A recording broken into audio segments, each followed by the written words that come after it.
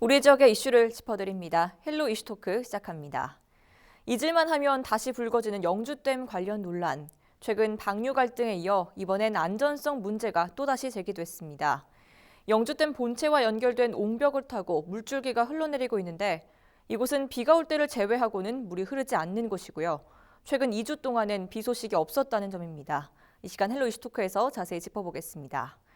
기화서 경한대학원대학교 커뮤니티 정책학과 교수 그리고 조정훈 오마이뉴스 기자와 함께하겠습니다. 안녕하십니까? 네, 안녕하십니까? 네, 어서 오십시오. 우선 저희가 영주댐 관련한 이슈와 여러 번 다뤘습니다만 최근 안전성 논란이 재점화되는 모습입니다. 이것부터 먼저 짚어주시죠. 예, 그렇습니다. 영주댐은 이제 너무 많이 다뤘기 때문에 네. 사실 식상할 정도가 됐습니다. 그럼에도 불구하고 계속해서 안전성 문제는 지금 제기되고 있는데요. 영주댐 문제, 안전성 문제가 언제부터 제기됐느냐. 댐이 지금 만들어지고 담수를 하기 시작하면서부터였거든요. 그러니까 네. 2016년도부터였습니다. 무려 지금 4년이 넘게 계속 이런 안전성 문제가 제기되고 있는데 네. 당시에 영주댐 그 직하부 60m 지점에서 누수 현상이 발견됐다 이런 그 주장이 나왔습니다. 그리고 또 영주댐 부속 설치물로 이제 댐 상류 10km 지점에 이제 모래 차단 그 댐을 만들었는데 여기서 진동 현상이 나타났거든요. 그래서 지금 환경단체들은 댐이 지금 붕괴 위험성이 있다 이렇게 지금 주장을 하고 있고요. 네. 또 내부 진동과 관련된 사진 그리고 동영상을 또 증거 자료로 제출을 하기도 했습니다. 그렇지만 이제 수자원공사 쪽에서는 댐 하류에 조성한 이제 습지공원에 이제 빗물이 원활하게 빠지게 하기 위해서 옹벽 내에 이제 배수관을 만들었을 뿐이다. 그리고 이제 이 배수관을 통해서 하천으로 배수가 되고 있는데 이 때문에 그 지금 이렇게 진동 현상이라든지 이런 모습이 보이긴 하지만 댐은 전혀 지금 문제가 없이 안전하다 이렇게 주장을 했고요. 네.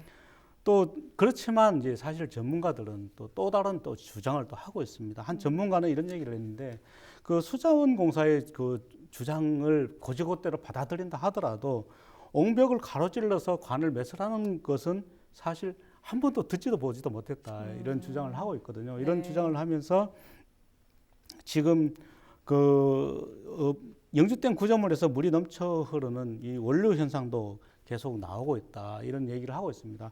이런 얘기를 하고 있는데 지금 내성천 보존회라는 이제 그 환경단체 쪽에서 이제 굉장히 많은 주장을 이렇게 강하게 주장을 하고 있죠. 그러면서 지금 그 최근에는 아예 비가 내리지도 않았는데 원료 현상이 일어나고 있다. 또 영주댐 구조물 옹벽에서 물이 넘치는 것을 지금 발견했다 이렇게 얘기를 하고 있는데요. 댐 본체 외에도 추가로 지금 옹벽 쪽에서 무려 9군데에서 지금 그 균열이 발견되고 있다 이런 이야기도 나오고 있습니다. 네, 그럼 수자원공사에서 이번 안전성 문제 제기에 대해서 어떻게 보고 있나요? 그 이번 안전성 문제 가장 핵심이 원류 현상입니다. 네. 원류라고 하면 어떤 물이 어떤 곳을 뛰어넘어가는 흘러 들어가는 걸 얘기하는 거죠. 이 부분에 이제 이 그 환경단체에서 얘기하는 거는 물이 어떠한 옹벽을 지금 넘어 흘러 들어가고 있다. 이 굉장히 안정성에 문제가 있다라는 것에서 출발하는 문제인데 네. 수자원공사에서는 그 옹벽이 영주댐의 본댐에 물을 가두는 본 구조체의 옹벽이 아니다. 아니고 본댐과는 멀리 떨어진 곳에 습지가 있어서 그 습지에 있는 물을 좀 빼내기 위해서 막아놓은 옹벽이다. 그래서 그 원료 현상 자체가 본댐의 구조체의 어떤 안전성에 문제가 있는 정도의 차원의 얘기는 완전히 별개의 얘기다. 이렇게 주장을 하고 있죠. 네. 이 부분은 뭐 이미 2016년도에도 수자원공사 이렇게 동일한 답변을 해오고 있습니다. 네, 안전 문제와는 관련이 없다면서도 명확한 원인은 또 모른다고 하니 관련 논란은 계속될 것으로 보입니다. 이와 관련해서 수자원공사 측에서 답변한 서면 내용 잠시 확인해 보시죠. 네, 지금 보시는 내용은 수자원공사 영주댐 지사에서 공식적으로 보내온 답변 내용입니다. 원료 현상 원인은 하천 수위 상승과 침투수, 지하수 수위 변화 등이라고 밝히고 있습니다. 네, 이어서 문제를 제기한 시민단체에서는 이슈토크 취재진에게 직접 목소리를 전달해 왔는데요. 입장 들어보시죠. 네, 작년 5월에 영주댐 구조물에서 수백 곳의 이제 균열이 확인되어서 언론에서도 다루고 또 세관에서 크게 문제가 된 바가 있는데요.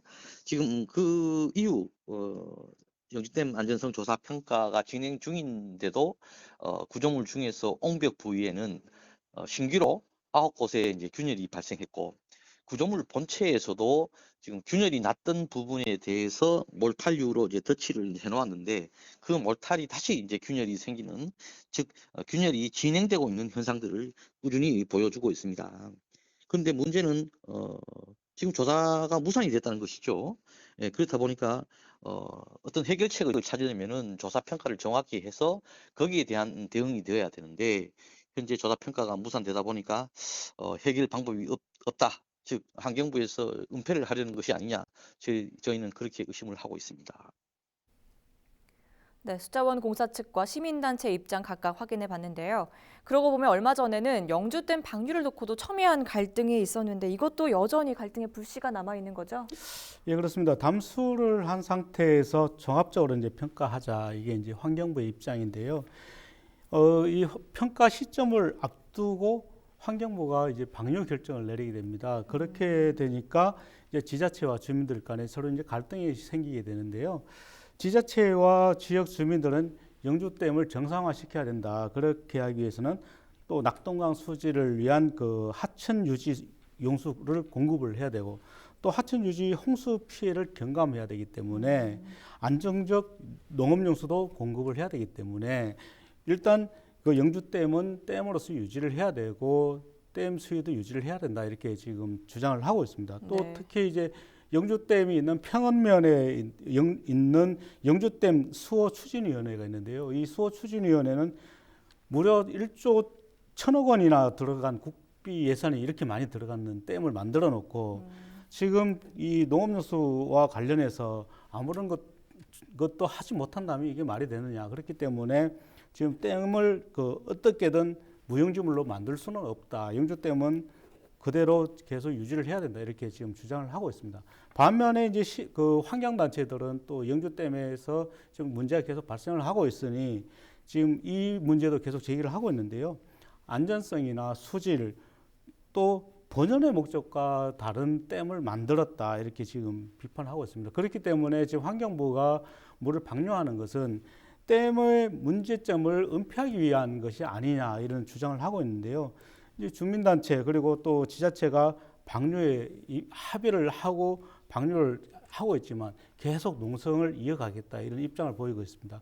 이런 문제가 이제 지역에서 그 주민들 간의 갈등으로 지금 비화되면서 이 문제는 상당히 좀 오랫동안 가지 않을까 이렇게 보여집니다. 네, 일단 환경부로서는 철거 계획이 없다 이런 입장을 밝혔는데 어떻습니까? 네, 아예 단호한 입장을 밝혔습니다. 네.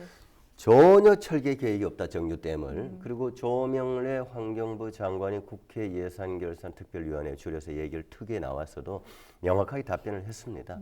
이미 방류 계획은 이미 지난해 그러니까 2019년부터 계획이 수립된 것이고 그 계획에 의해서 올해 2020년부터 방류를 해서 1년간의 모니터링을 해보는 것이다.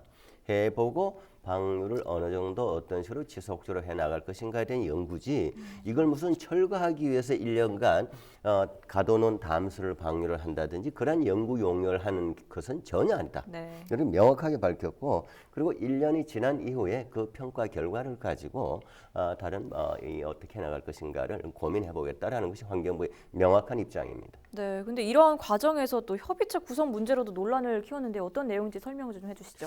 예, 그렇습니다. 실질적으로 협의체를 구성한다 이러면은 지역 주민들이 다수가 들어가서 문제점을 가장 많이 알고 있지 않겠습니까? 네. 그렇기 때문에 지역 주민들이 다수가 들어가서 직접 현장을 보고 협의를 진행을 해야 되는데 지금 이 협의체 구성은 오히려 반대로 돼 있다 이렇게 지금 주장을 하는 것이죠. 지금 협의체가 이제 환경부 국장이 대표단으로 들어가 있고요. 그리고 또 지역 주민들은 실질적으로는 단 2명밖에 들어가지 않았습니다. 네. 여기에 또 시민단체들도 들어간다고 했지만 실질적으로 지역에 있는 시민단체들은 거의 참여를 하지 못한 상황이거든요. 이렇게 지역 주민들이 참여를 하지 못한 상황에서 협의체를 구성하게 되니까 지역 주민들로서는 환경부의 협의체를 믿을 수가 없다 이런 입장인 거죠.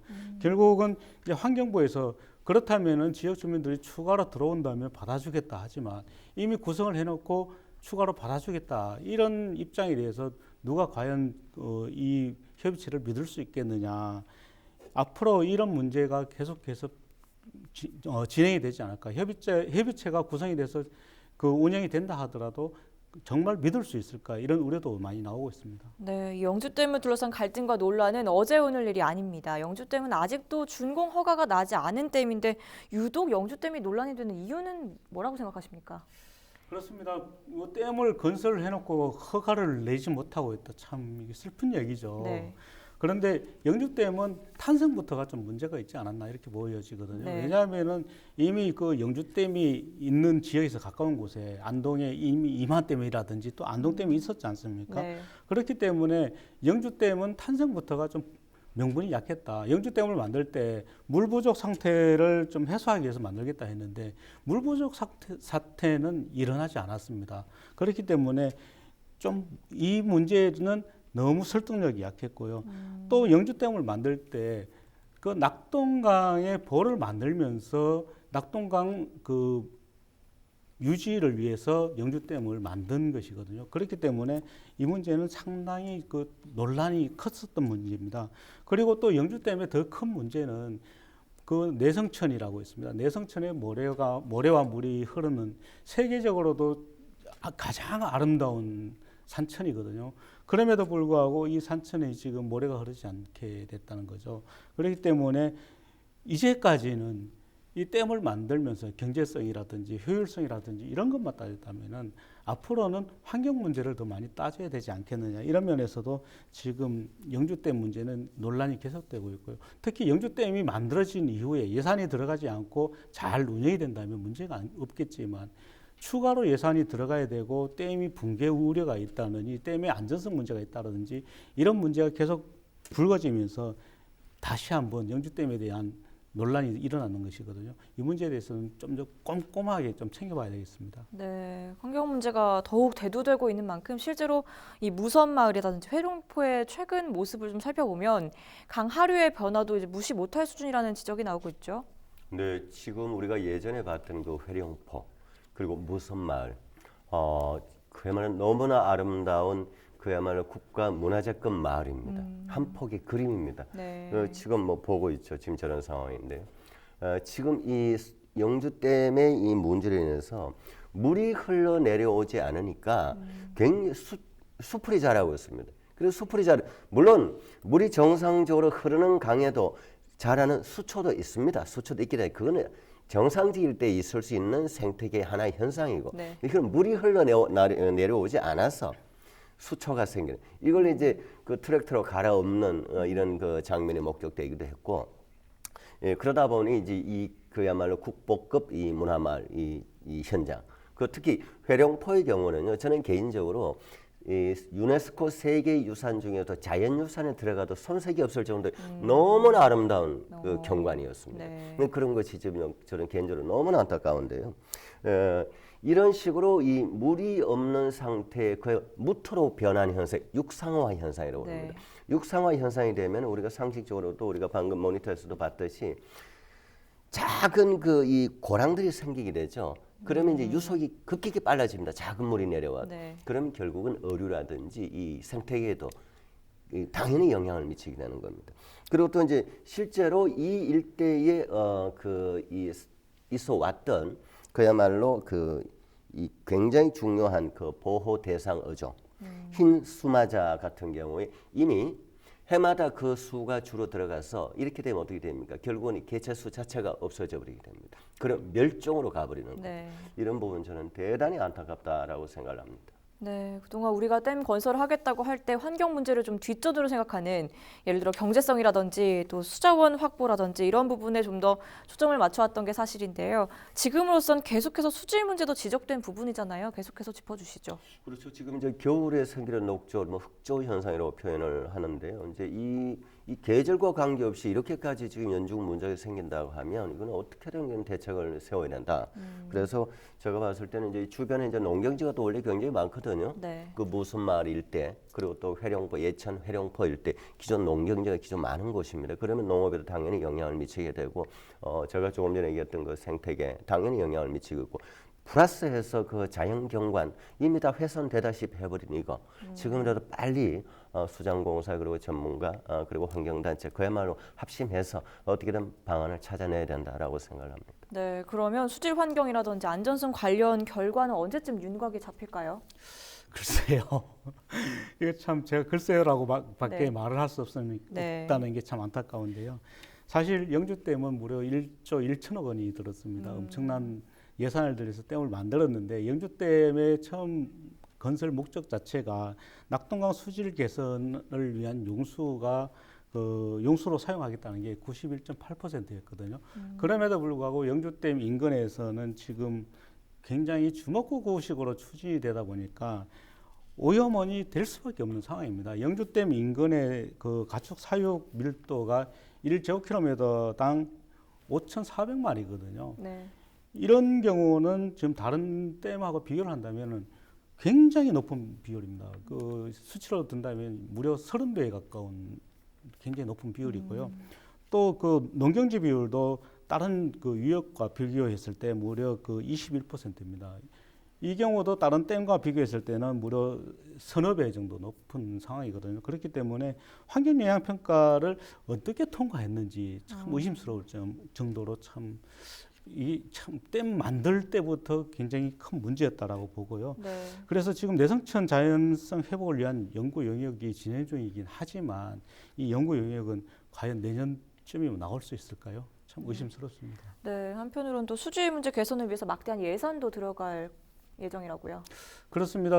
이미 댐을 만들어 놓고 이제 오염원이 발생을 하기 때문에 수질 환경 개선을 위해서 노력을 할 수밖에 없는데 경상북도 그리고 영주시 또 봉화군이 지금 그 영주댐에서 댐으로 유입되는 오염물질을 차단하기 위한 이제 대책을 지금 세우고 있습니다.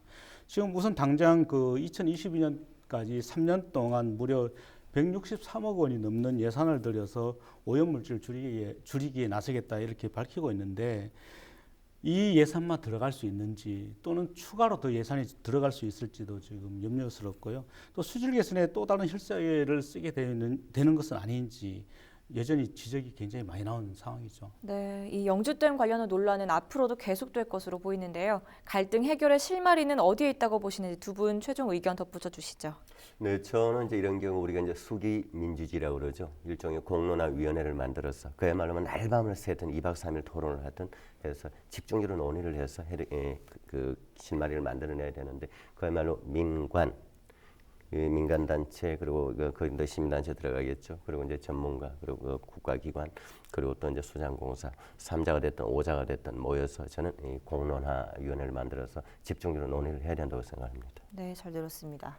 예, 저도 뭐 마찬가지 의견이긴 한데요. 공론화위원회를 만드는 것도 중요하지만 저는 우선 그 전문가들로 구성을 해서 영주댐이 정말 제대로 운영이 될 수 있는지부터 먼저 파악을 해야 되고요. 그리고 영주댐으로 인한 환경오염이 지금 굉장히 많이 일어나고 있습니다. 그리고 내성천이라든지 보면은 이미 물이 말라서 여름에는 모래가 없어지고 물이 마른 빈 그 냇가가 된 상황이거든요. 제가 무선마을에 갔을 때 무선마을에 그 맑은 물과 맑은 모래가 흐르던 게 여름에 물 대신 잡초만 지금 자라고 있더라고요. 이런 문제들을 환경 전문가들 그리고 토목 전문가들 그리고 지역 주민들이 같이 모여서 얼마의 시간이 걸리더라도 수기를 진짜 열심히 해서 제대로 된 해결점을 찾지 않는다면은 이 문제는 영원히 풀 수 없는 수기가 될 수도 있습니다. 네. 그렇기 때문에 어쨌든 이 영주댐 문제는 어느 한 사람의 말을 간과할 게 아니라 전문가들, 지역 주민들의 말을 충분히 듣고 정부가 선택을 해야 된다 이렇게 생각을 하는 거죠. 네, 두 분의 말씀 잘 들었습니다. 두 분 말씀대로 잘 갈등이 해결이 됐으면 좋겠습니다. 지금까지 또다시 안전성 문제가 제기된 영주댐 논란 짚어봤고요. 이 시간 헬로 이슈 토크는 여기까지입니다. 시청해주신 여러분 고맙습니다. 감사합니다. 고맙습니다.